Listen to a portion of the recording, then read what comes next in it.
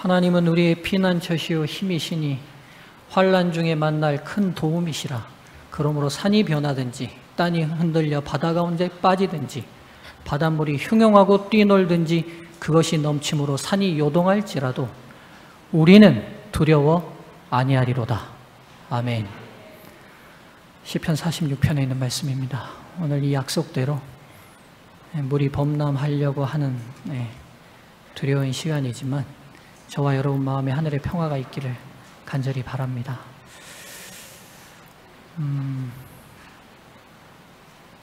전도사님 나가셨나요? 대쟁투 총서 한지를 좀 가져다 주세요.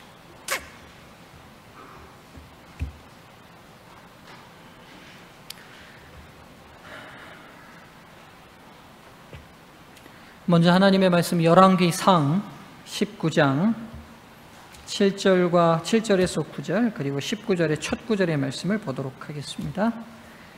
열왕기상 19장입니다.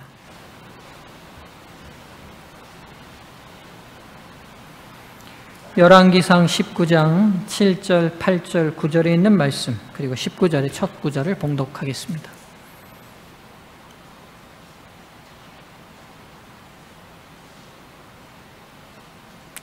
구약성경 549쪽 열왕기상 7절과 8절과 9절입니다. 제가 봉독하겠습니다. 우리 성도님들 눈과 마음으로 잘 따라 읽으시면 좋겠습니다. 여호와의 사자가 또 다시 와서 어루만지며 이르되 일어나서 먹으라. 내가 길을 이기지 못할까 하노라 하는지라. 이에 일어나 먹고 마시고 그 식물의 힘을 의지하여 40주 40야를 행하여 하나님의 산 호렙에 이르니라. 엘리야가 그곳 굴에 들어가 거기서 유하더니 여호와의 말씀이 저에게 임하여 이르시되 엘리야야 내가 어찌하여 여기 있느냐.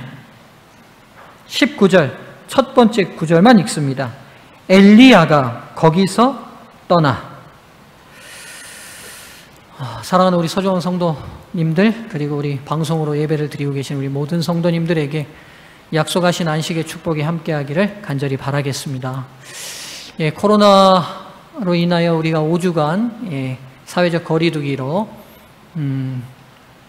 부분 예배를 병행 예배를 드렸다가 이제 오늘부터 다시 사회적 거리두기가 완화돼서 본당 예배로 모이게 되었습니다. 비가 많이 내리고 있습니다. 하나님께서 이 가운데서도 우리에게 가르치실 섭리가 있음을 믿고 감사하는 시간이 됐으면 좋겠습니다.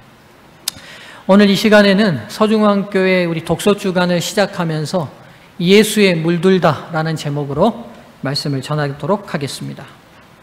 성경에서 가장 영향력 있는 선지자 한 사람을 꼽으라면 단연코 엘리야를 꼽을 수 있을 것입니다. 오늘 엘리야의 사역 중에 한 장면을 제가 본문의 말씀으로 선택했습니다. 오늘 말씀을 이해하기 전에 엘리야의 사역의 배경들을 몇 가지 좀 소개하도록 하겠습니다.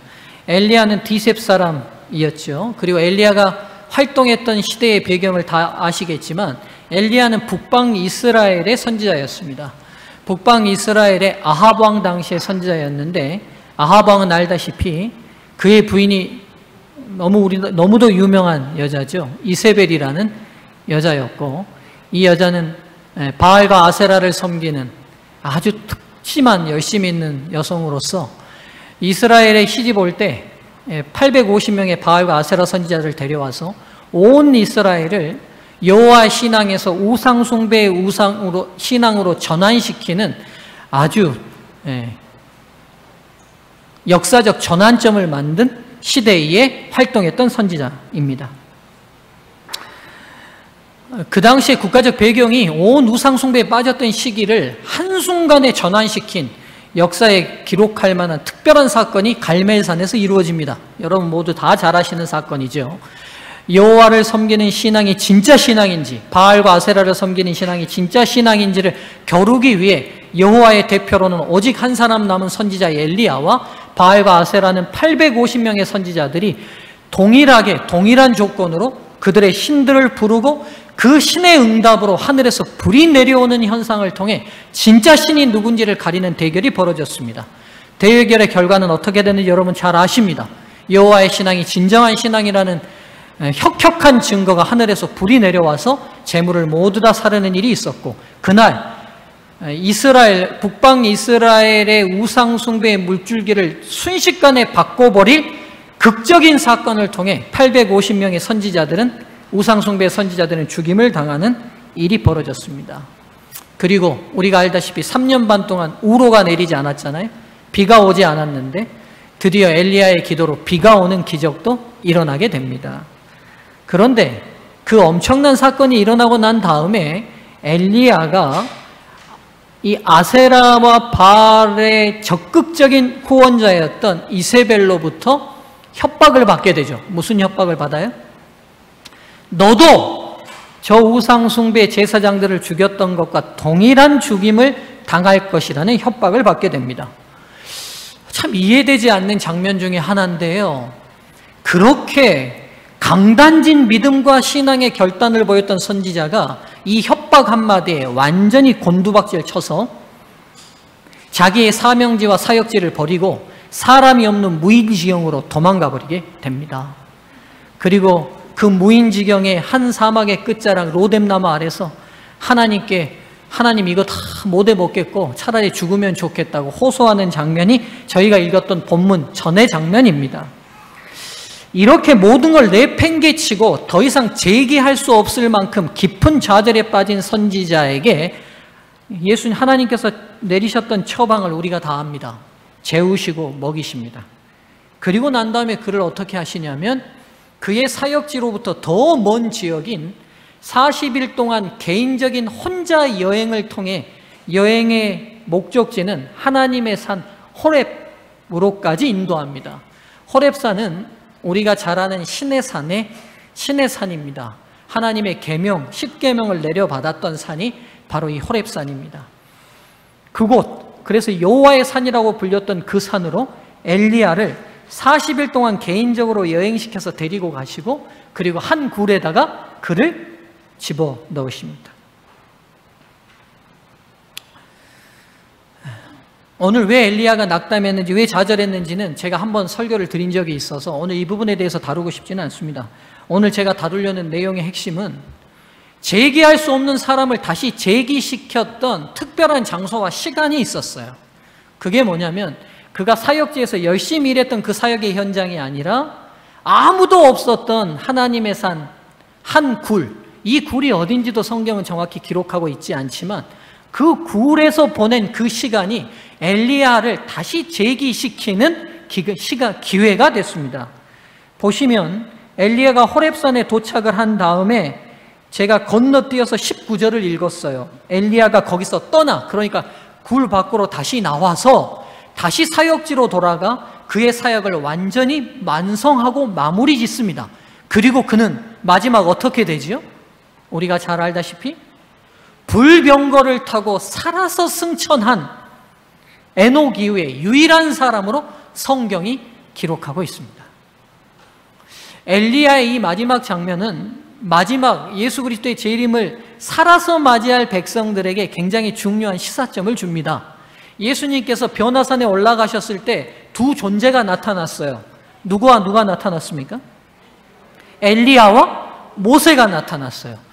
왜 성경에 위대한 많은 인물들이 있음에도 불구하고 그 변화산 위에서 예수님이 대면하신 두 명의 중요한 인물이 모세였고 엘리야였느냐? 여러 의미가 있습니다만 그 중에 하나, 모세는 죽은 이후에 다시 부활하여 하늘에 갈 의인들을 대표하는 상징성이 있었고, 엘리야는 드디어 예수님 재림 때까지 살아서 죽음을 경험하지 않은 채 승천할 하나님의 백성을 대표하는 대표성이 있었습니다.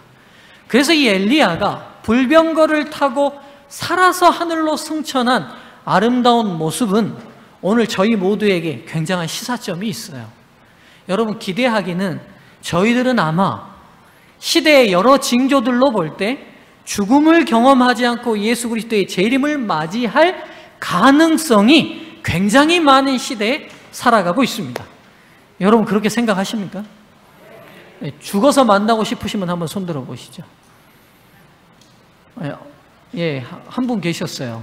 예, 조용히 드셨는데 저도 어렸을 때는 하도 어렸을 때 그 야곱의 환란이랑 어른들이 무섭게 얘기해가지고 차라리 죽은 다음에 부활해서 만나면 좋겠다 이런 생각한 적이 있었습니다. 물론 살아서 예수님을 승천하기까지는 환란이 있겠죠. 여하튼 인류 역사를 살아간 인물들 중에 죽음을 경험하지 않고, 생물학적 죽음, 숨이 끊기는, 심장이 멈추는, 호흡하지 않는 이 죽음을 경험하지 않은 채 살아서 예수님을 맞이하는 특별한 경험과 기회를 갖는다는 거, 특별히 주어질 기회겠죠. 그 사람들의 대표성으로 엘리야가 죽음을 경험하지 않고 불병거를 타고 하늘로 승천하게 됩니다. 여하튼 여러분, 이 능력의 선지자가 하나님 차라리 죽여주면 좋겠습니다 하고 모든 걸 다 때리치고 포기했던 저 나락에서 다시 살아서 승천할 만큼 그의 활동과 사역을 재개할 수 있었던 그 중간 사이에 있었던 중요한 시간적 타이밍이 뭐냐면 바로 이 굴에서 혼자 보냈던 시간이라는 것이죠.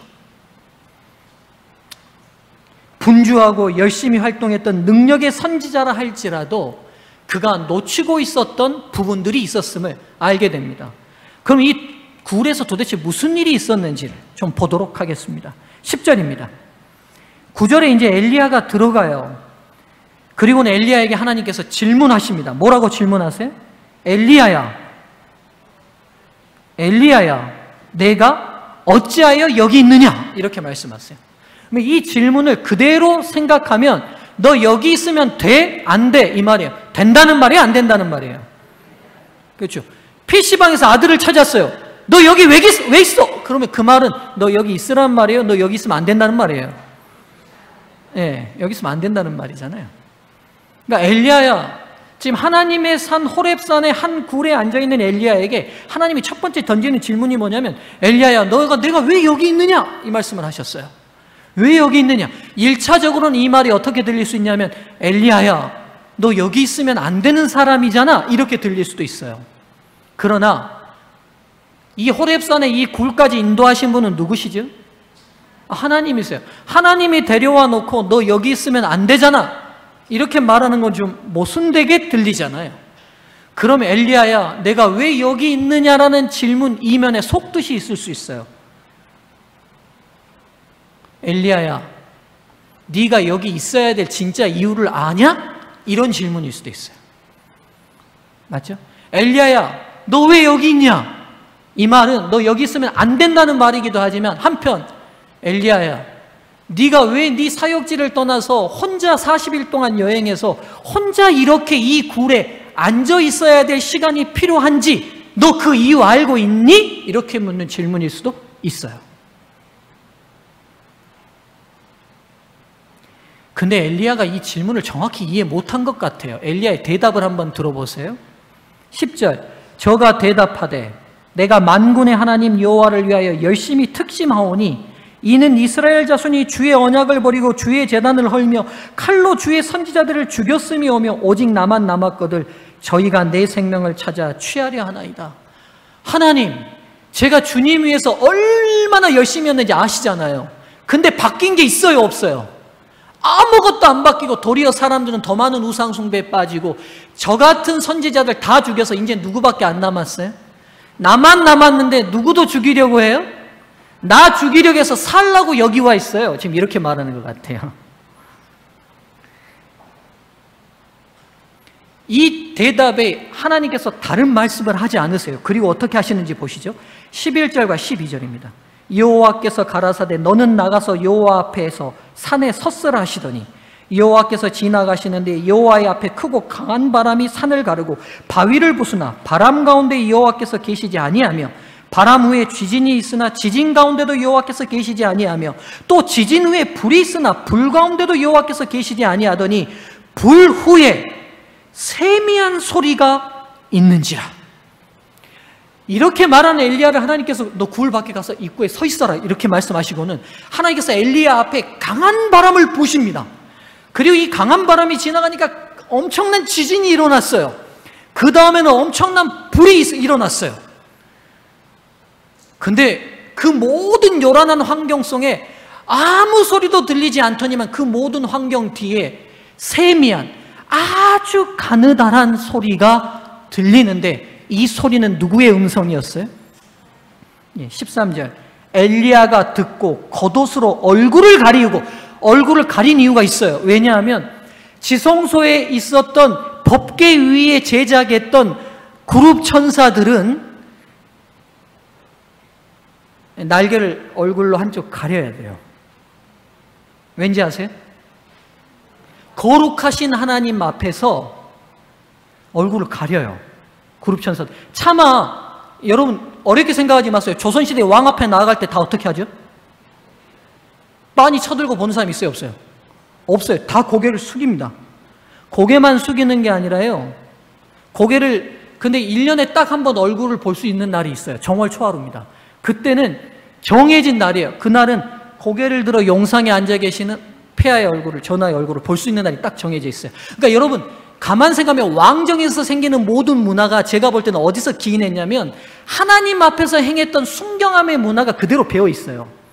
하늘의 그룹 천사는 날개가 6개가 있는데 하나는 날개짓을 하고, 하나는 여호와를 창호하며 부를 때 그들의 얼굴을 가리고, 하나는 그들의 발을 가리게 돼 있어요. 어려운 사람 앞에서 발 잘 보여요, 안 보여요? 안 보이죠. 그렇죠. 그게 상대편에 대한 순경함에 대한 자세였어요.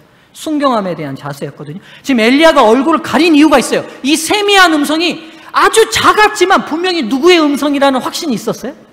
이게 하나님의 음성이라는 확신이 있었어요.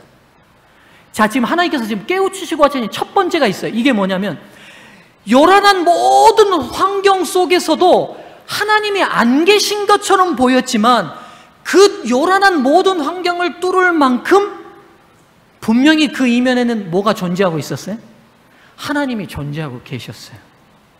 엘리야가 분주한 하나님의 일 한다고 하면서 왕궁을 뛰어다니고 여러 사역을 하는 가운데 그가 잊고 있었던 첫 번째 중요한 것 중에 하나가 뭐냐면 하나님의 음성 듣는 걸 잊고 있었어요.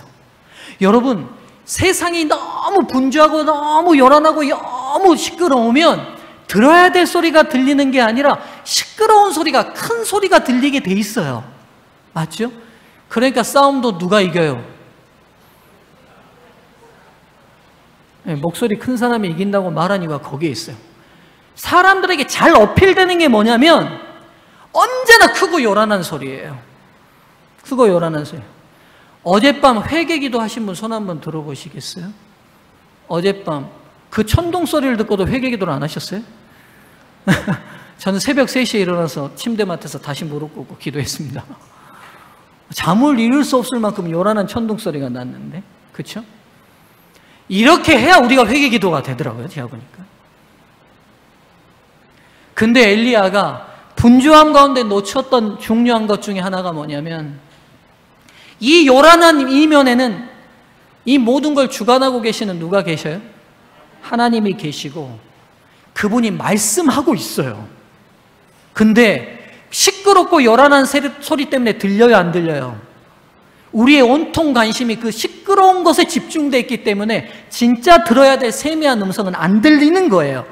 첫 번째, 하나님께서 그를 굳이 사역의 현장에서 40일 동안 개인적인 여행을 통해 혼자 그 굴에 갖다 놓은 중요한 이유 중에 하나가 뭐냐면 들어야 될 소리를 세상 가운데 듣지 못하는 그를 다시 자각하기 위하심임을 기억하셔야 합니다. 여러분, 요란한 빗소리 그 이면에서 들리는 소리 있으세요? 없으세요?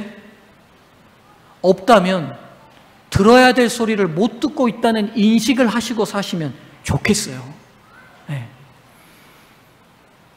두 번째, 13절 엘리야가 겉옷으로 얼굴을 가려요. 그리고 굴 오기의 섬에 또 소리가 있습니다. 저에게 임하여 가라사대. 하나님께서 두 번 물으세요. 엘리야에게. 엘리야야, 내가 어찌하여 여기 있느냐? 첫 번째 하나님께서 대답하셨어요. 엘리야야, 네가 굳이 여기 있어야 된 중요한 이유 뭐냐? 요란함 그 이면에 분명히 들리는 내 음성, 듣지 못하고 놓쳤던 것, 여기서 다시 듣고 자각하고 가라는 거죠. 여기서 두 번째 다시 질문을 던지세요. 네가 왜 여기 있어야 되는 줄 아냐? 이렇게 묻죠. 14절 저가 대답하되, 근데 엘리야의 대답이 똑같아요. 아직 깨달았어요? 못 깨달았어요? 못 깨달았어요. 15절 여호와께서 저에게 이르시되 너는 내 길을 돌이켜 광야로 말미암아 다메섹에 가서 이르거든 하사엘에게 기름을 부어 아람 왕이 되게 하고 또 너는 nim시의 아들 예후에게 기름을 부어 이스라엘 왕이 되게 하고 또 아벨 무홀라 사밧의 아들 엘리사에게 기름을 부어 너를 대신하여 선지자가 되게 하라.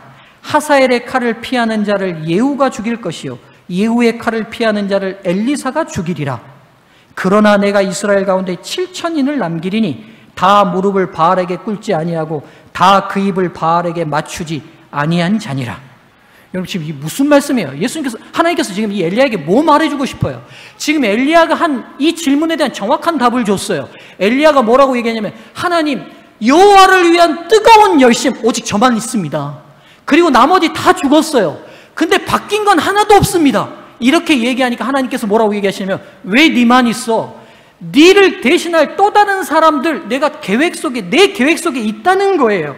그리고 가서 어떻게 하라고요? 하사엘에게 기름 붓고 예후에게 기름 붓고 엘리사에게 기름 부으래요. 하사엘이 못하면 예후가 할 것이고 예후가 못하면 엘리사가 할 거래요. 하나님의 거룩하신 사역이 오늘 우리만 열심히 하면 우리가 다 하는 것처럼 생각되지만 아니라는 거예요. 여러분, 하나님의 계획표 속에 준비된 여러 사역에 준비된 인물들이 있고 그 모두들이 함께 이 사역을 이루어가고 있어요. 엘리야 혼자 짐지고 혼자 고민하고 혼자 갈등하는 그 짐들 내려놓고 하나님의 계획 속에 너도 일부일 뿐이라는 사실을 깨우치려고 말씀하신다는 사실을 알게 됩니다. 여러분, 저도 가끔 이런 우를 자주 범해요. 우가 아니라 하나님 진짜 이 시대에 누가 과연 남을까요? 이런 고민 제가 많이 하거든요. 하나님 진짜 누가 남을까요? 오늘 이 설교 말씀은 여러분에게 뿐만 아니라 저 자신에게도 하는 말이에요. 하나님 이 시대에 누가 남을까요? 근데 여러분, 하나님의 계획 속에 저와 여러분은 맡은 역할이 있는 것 뿐이에요. 저희가 그 역할을 최선을 다해도 저희 눈에 어떤 성과가 안 나올 수도 있고 어떤 기대를 이루지 못할 수도 있어요.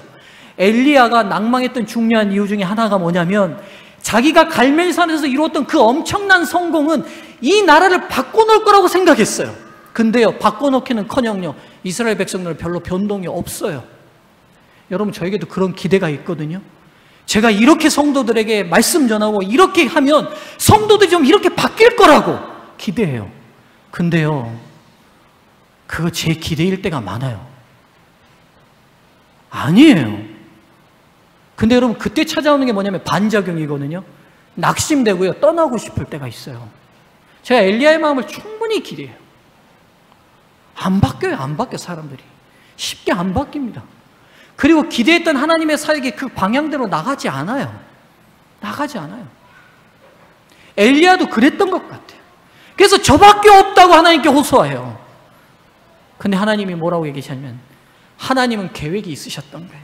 엘리야, 네가 못하면 이방 사람 왕인 하사엘이 할 것이고 그가 못하면 북방 이스라엘 왕 예후가 할 것이고 그도 못하면 또 다른 선지자 엘리사가 할 것이라고 말씀하세요. 이 말은 무엇이냐? 네에게 주어진 사역의 현장에서 네에게 주어진 사역, 그 결과 기대하지 말고 최선을 다하고 열심히 하면 내 몫은 다 하는 거예요. 그 기대까지도 하나님께 맡겨야 돼요.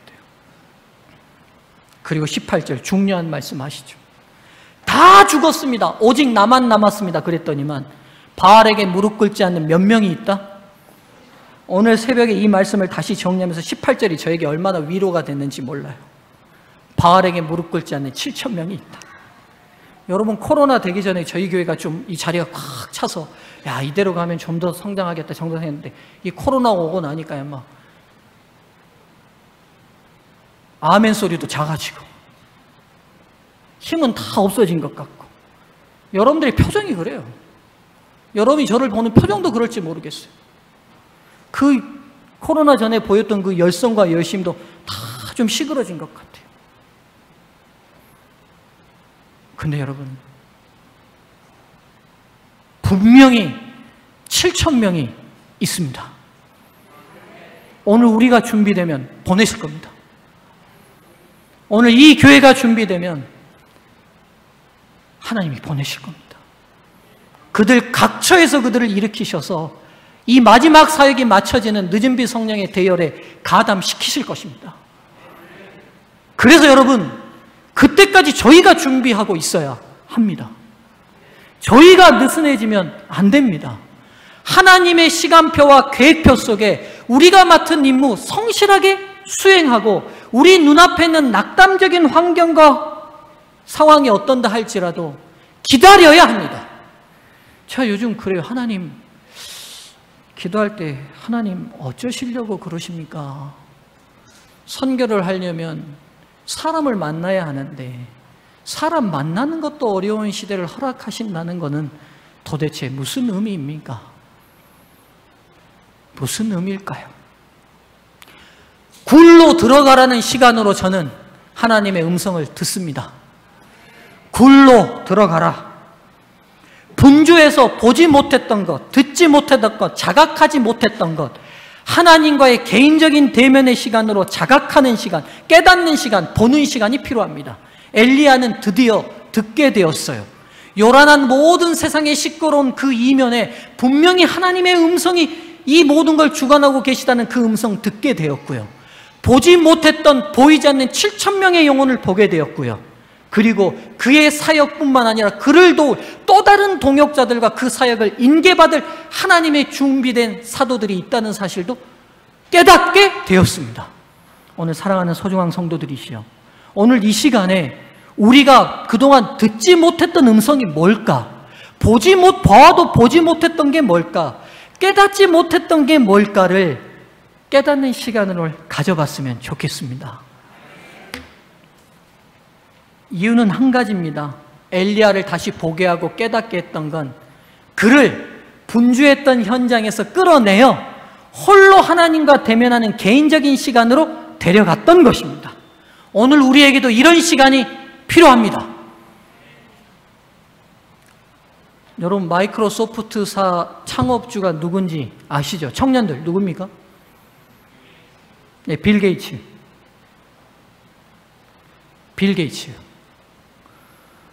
이 사람이 한참 사업을 벌릴 때, 지금도 하는지는 모르겠지만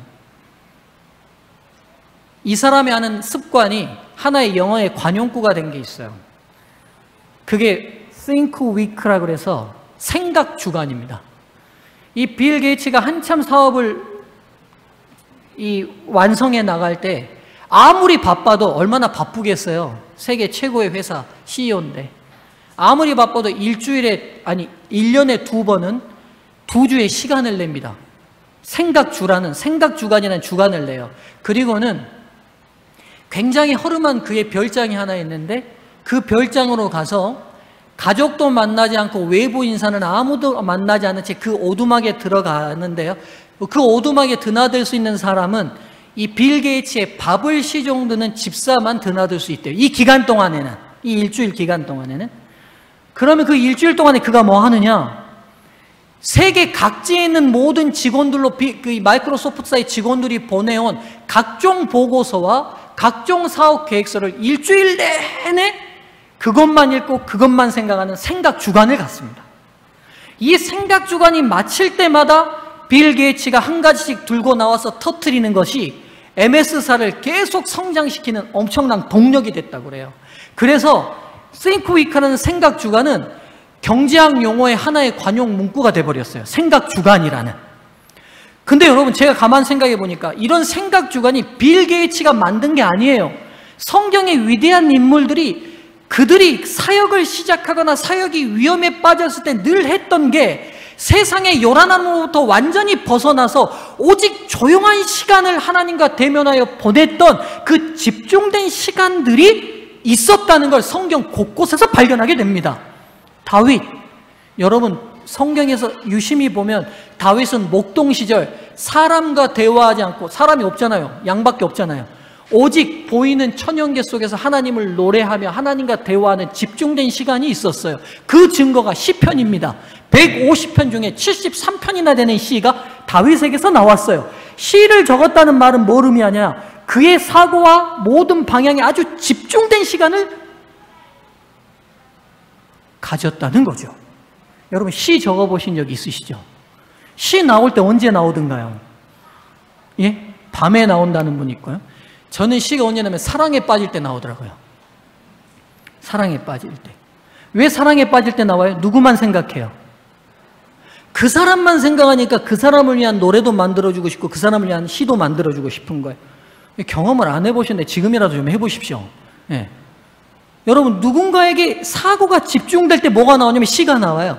그건 뭘 의미하냐면 다윗이 굉장히 집중된 시간을 가졌다는 걸 의미해요. 오늘 엘리야 보시죠. 40주 40야를 개인적으로 여행하고 홀로 된 시간을 보냈어요. 예수님 보시죠. 공생애를 시작하기 전 오직 무인지경의 광야로 들어가 40일을 금식하시면서 하나님과 독대하는 시간을 가졌어요. 사도 바울 보시지요. 아라비아 반도에서 9년 동안을 3년 반 동안을 아라비아 반도에서 오직 말씀과 대면하는 시간을 가졌어요. 사랑하는 성도님들이시여, 그래서 흐트러진 방향성을 기독교인들은 늘 점검할 필요가 있어요. 누구도 점검했냐면 엘리야 같은 위대한 선지자도 점검했어요. 이렇게 강력한 믿음의 소유자인 엘리야도 따로 그 사역지로부터 그를 벗어나 외딴 곳에서 그를 하나님께서 시간을 보내게 했다면 오늘 우리에게도 이런 시간을 하나님이 필요로 한다는 음성을 들어야 되지 않겠습니까? 제가 독서 주간을 시작하는 가장 중요한 이유가 바로 여기에 있습니다. 사랑하는 성도님들이시여, 여러분의 일상의 삶들을 하지 말라는 말이 아니라 정해진 시간을 만드시고요, 정해진 장소를 가정에 정하시고 오늘 내일부터 시작입니다. 이번에 범인은 시대의 소망을 정했어요. 예수님에 대한 좀 집중된 사고를 가지면 좋겠어요. 1장부터 30장까지입니다. 시대의 소망이 좀 두껍기 때문에 이번에는 1장부터 30장까지를 선택했어요. 예수에 물들다는 주제로 1장부터 30장까지인데요. 1장, 2장, 3장, 4장은 이틀에 걸쳐서 읽게 되어 있습니다. 노트 다 받으셨죠? 노트 다 나눠주세요. 지금 빨리요. 노트 다 받으셨으면 펴셔 보십시오. 자, 펴시면 청년들 다 받으셨어요? 예.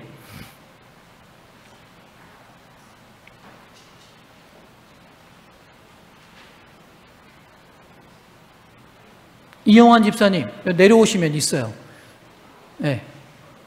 김성은 집사님이랑 다 받으세요. 동아야 내려와서 받아가. 동아야 내려와가지고 저기 방송실에 장로님도 드리고 앉아 계시는 장경선 집사님도 드리세요. 여러분, 오늘 제가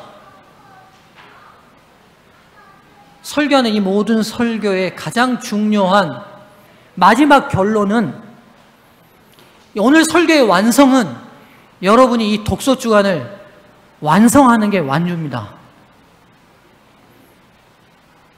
자, 독서 퀴즈집을 받으셨을 겁니다. 거기에 보면 28일간 이번 독서 주간은 4주를 잡았어요. 제가 4주를 잡은 이유가 있습니다. 이번 코로나로 인해서 우리가 개인적인 시간을 많이 가질 수밖에 없어요. 이 개인적인 시간을 갖는 동안에 하나님 말씀에 좀 집중하고 하나님을 좀 집중되게 좀 보면 좋겠어요. 그래서 흐트러져 있는 방향성을 좀 다시 잡는 시간을 가졌으면 좋겠습니다. 4주입니다, 여러분. 함께 하나님 말씀, 시대의 소망에서 예수님을 좀 집중하는 시간을 갖기로 결심하시지 않으시겠습니까?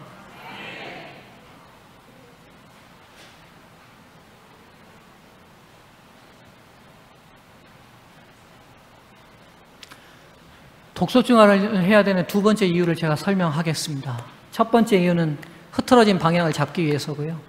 두 번째 이유는 톰 콜리라는 사람이 습관이 답이라는 책을 썼는데요. 이 톰 콜리라는 사람이 이 책을 쓰게 된 이유가 있어요. 백만장자 집안에서 태어났더라고요. 근데 9살 때 이 백만장자 집안이 쫄딱 망했어요. 그 다음에 이 사람이 성인이 된 다음에 자기 어렸을 때 자기 같은 부자가 이렇게 확 망하는 것에 충격을 받았는지 5년 동안 부자 233명과 가난한 사람 128명을 5년 동안 관찰하면서 부자와 가난한 사람들이 어떤 특성이 있는지를 찾아서 연구하기 시작했어요. 그래서 나온 책이 습관이 답이다라는 책이에요. 그러니까 이 책 제목이 결론을 얘기하고 있어요. 부자는 무슨 습관이 있더라는 거예요? 부자가 될 습관이 있고 가난한 사람들은 가난한 사람으로 살 습관이 있더라는 거예요. 그리고 이 사람이 하는 이야기를 좀 더, 이 책의 내용을 좀 더 보면 이 350명이 넘는 사람들을 5년 동안 연구하면서 보니까요, 이 가난한 사람들의 96%는 공통점이 있는데 참 특이하더라고요. 부정적이고 해로운 사람들과 어울리는 습관이 있더래요. 여러분, 이게 가난하고 무슨 관계예요? 특별하죠? 가난하고 무슨 관계냐는 거예요. 근데 이 사람이 설명에 중요한 단서가 있어요. 우리 뇌 안에. 여러분, 우리 뇌 안에, 대뇌에는 고등적인 원숭이들과 인간에게만 분포된 세포들이 있는데 어떤 세포가 있냐면 거울신경세포라는 게 있어요. 이게 뭐냐면 이런 세포입니다. 여러분, 옆 사람이 종이에 손을 쫙 댔어요. 그럼 우리도 모르게 내가 안 베도 어떻게 해요? 움찔하죠. 움찔하죠. 왜 내가 하지 않는 경험에 동일한 감정을 느끼느냐? 거울신경세포가 작용하기 때문이에요. 즉, 상대편의 모든 행동에 반응하는 신경세포가 우리 안에 내재되어 있어요. 그래서 부자들은 보니까 그들을 지도해주는 멘토들을 대부분 가지고 있더래요. 그리고 이 멘토를 가지고 있는 부자들의 56%가 뭐라고 얘기하냐면 93%가 내가 부자 될 수 있었던 이유는 이 멘토들 때문이라고 설명을 하더래요. 그건 무슨 말이에요? 좋은 습관을 가지고 있는 사람들을 계속 바라보면서 내 거울신경세포가 계속 반응하면서 나도 어떻게 되는 거예요? 그 행동에 반응하고 동일하게 하는 거예요. 이해되시죠? 이해되시죠?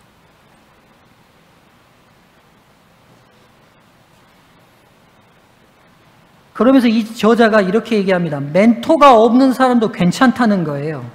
멘토가 없는 사람도. 이유가 뭐냐면 자수성가한 사람들 중에 멘토가 없었는데도 자수성가한 사람들은 어떤 사람들이었냐면 58%가 성공한 사람들의 전기, 책을 계속 읽었다는 사람들이에요.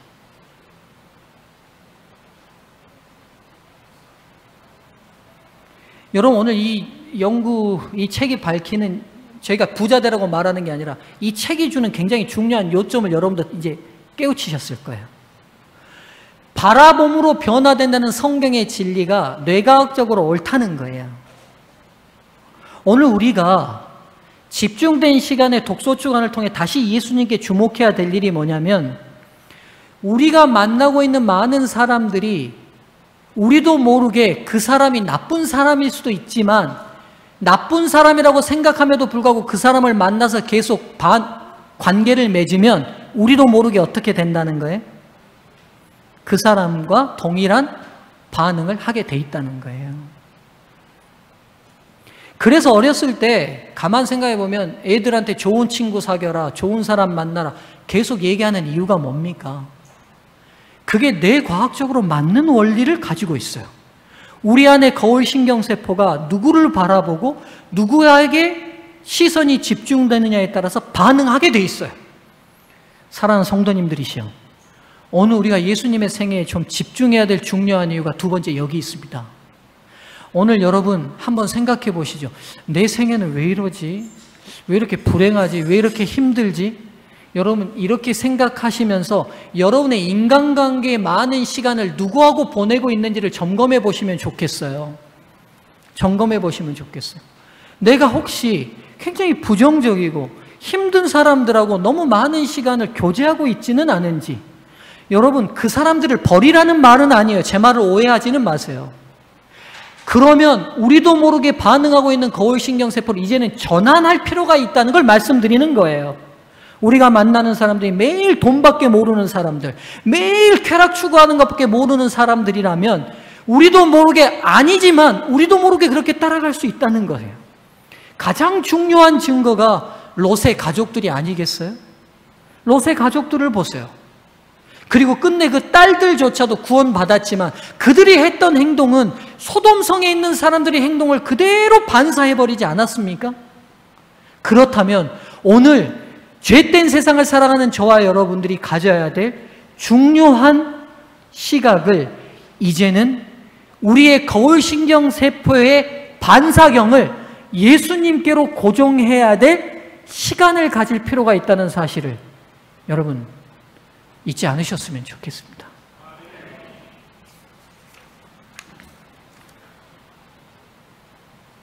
이제 설교를 정리하고 마칠게요. 몇 가지 제안을 드리겠습니다.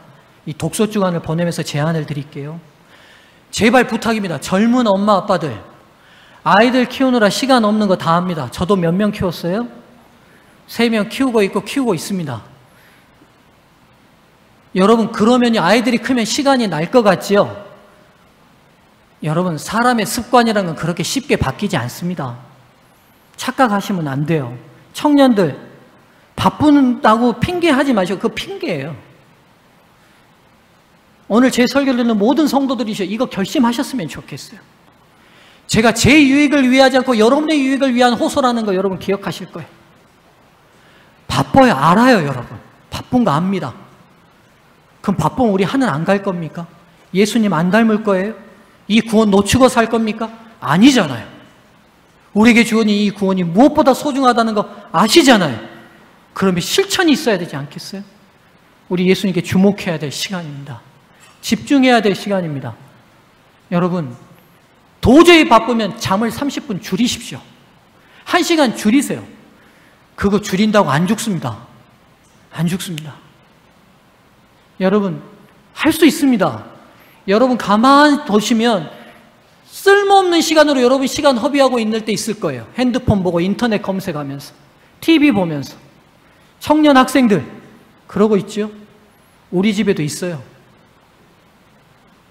저도 그러고요. 저도 그러고요. 이제는 여러분 결단하고 이 기간 동안에 함께 예수에 물들어 봅시다. 그래서 여러분 시간을 정하십시오. 오늘 안식일 오후 밥도 안 먹고 얼마나 시간이 많이 남습니까? 집에 돌아가서 이 긴 오후 시간 뭐 하세요? 조용히 앉으셔서 이 독서 주간에 나는 어느 시간을 떼서 독서하겠다고 시간을 정하십시오. 그리고 장소를 정하세요. 그리고 정해지면 오후 6시까지 팀장들에게 전부 다 카톡 보내시고 팀장들은 7시까지 저한테 전부 다 넣으세요. 아시겠죠? 예. 예를 들면 이진이 장소, 부엌, 테이블, 시간 7시부터 8시 이렇게 정하시면 됩니다. 아시겠죠? 제가 왜 이렇게 사정해야 되는지 제가 사정하면서도 모르겠습니다. 제가 지금 도대체 제가 왜 이렇게 막 한절복달하면서 여러분에게 막 온몸에 땀을 흘려가며 사정을 해야 되는지 모르겠어요. 그러나 사정하고 싶어요, 여러분. 시대의 소망은 다 읽어보고 하늘 가야 될 책입니다, 여러분. 독서에 정해진 시간과 장소를 선정해 주십시오. 두 번째입니다. 기도하면서 이 책 읽는 동안 하나님, 예수님 진짜 만져지는 것처럼 경험하게 해달라고 기도하고 읽어보십시오. 여러분, 수없이 많은 사람이 이 시대의 소망으로 예수님을 만났습니다. 지금도 만나고 있습니다. 그렇게 기도하고 읽어보십시오. 세 번째요. 불필요한 정신에너지 소모를 막으셔야 됩니다. 무슨 말이냐? 잡다한 많은 정보가 들어오면요, 집중할 에너지를 소모하는 것과 똑같습니다. 그래서요, 검색 많이 하지 않으셔야 돼요. 그것도 정보가 들어오는 거거든요. 스마트폰 기기를 절제하는 기간이 됐으면 좋겠습니다. 네 번째요, 식사를 되도록이면 단순히 하시면 좋겠습니다. 많이 먹고 책 읽겠다? 그거는 자겠다는 결심과 똑같습니다. 4주 동안 그래서 몸도 건강해지는 기간이 됐으면 좋겠습니다. 살 빠진다니까 다 아멘 하시는 거 보세요. 다섯 번째, 어른들 독서 기간 중에 TV를 잠깐 닫으십시다. TV 멈춰주십시오. 여섯 번째, 되도록이면 일찍 자고 일찍 일어나면 좋겠습니다. 7번째, 불필요한 말을 멈추십시오. 예를 들겠습니다. 백이동 아저씨 바람났다네. 이거 불필요한 말입니다. 네. 어디 백화점 여름 세일 들어갔네. 올 여름 안 사도 내년 여름이 또 옵니다. 세일은 그리고 변함없이 합니다. 이번 기간 여름 행사는 관심을 끄셔도 괜찮겠습니다. 7번째, 현실적인 걱정을 잠시 내려놓으십시오. 걱정하지 마십시오, 여러분. 이 기간 동안에 현실적인 걱정을 내려놓으셔도 되겠습니다. 하나님께서 지키실 겁니다. 마지막입니다. 이 기간 성령께서 앞에 모든 결심들을 지켜주도록 기도하시면 좋겠습니다. 저도 기도하겠습니다. 여러분들을 위해서. 그래서 4주가 다 마치는 9월 5일 안식일에는 여러분 노트를 팀장들께 다 제출해 주시면 좋겠습니다. 독서록, 지금까지 걷어버서 독서록이 맞춰지는 케이스를 보니까요, 약 저희 교인의 25%에서 30%가 독서 기간 동안에 책을 읽었습니다. 이번 목표는 50%입니다. 이 중에 우리 성도들 200명 중에 100분이 이 기간 동안에 완독하는 게 제 목표로 잡았습니다. 제 목표입니다. 저를 실망시켜도 괜찮습니다. 제가 또 도전할 거니까요. 걱정하지 마시고 여러분 함께 이 기간 동안에 예수님께 푹 물들어 보면 좋겠습니다. 말씀을 마치겠습니다.